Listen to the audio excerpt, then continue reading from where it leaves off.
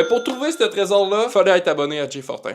Il fallait déchiffrer un poème de 24 lignes publié dans son autobiographie The Trail of the Chase. Voici un extrait. Commencez-le là où les eaux chaudes s'arrêtent et prenez-le dans le canyon, pas loin, mais pas trop loin pour marcher. Mettez-le sous la maison du front. Wow, c'est si profond. Chaque ligne contient un indice. Mais tu l'auras compris, leur interprétation n'est pas très claire. Certaines personnes pensent qu'il faut des connaissances géographiques ultra précises et un doctorat en géographie. Je sais pas si on peut avoir un doctorat en géographie. D'autres personnes pensent que Fenn a ajouté une touche personnelle à chaque vers. Un vers, c'est une ligne dans un poème. Des milliers de personnes à travers le monde ont essayé de trouver le trésor. Le mot se fait passer rapidement, la chasse au trésor devient un vrai phénomène culturel. Il y a des concerts électro qui chantent les poèmes de Fenn. Une marque de bière est créée à l'effigie de Fenn et est gratuite à tous les participants de la chasse au trésor. Eh ben non, il y a des groupes qui se forment en ligne pour partager les découvertes, ce que les gens pensent avoir découvert dans le poème, etc. Certaines personnes consacrent des mois et même des années à la quête du trésor, parcourant des milliers de kilomètres dans les Rocheuses, qui s'étendent du Nouveau-Mexique jusqu'au Montana. Certains chasseurs pensaient avoir trouvé la clé du poème. L'un d'eux, Randy Bilieu, était persuadé que le trésor se trouvait au Nouveau-Mexique. Malheureusement, sa quête s'est terminée tragiquement lorsqu'il est mort en 2016 lors de ses recherches. Ce n'est pas le seul qui a perdu la vie durant les recherches de ce trésor-là. Au moins 5 autres personnes ont perdu la vie en essayant de chercher ce trésor. La mort des chasseurs a attiré l'attention des médias. Poussant certains à demander à Forrest Fenn de mettre fin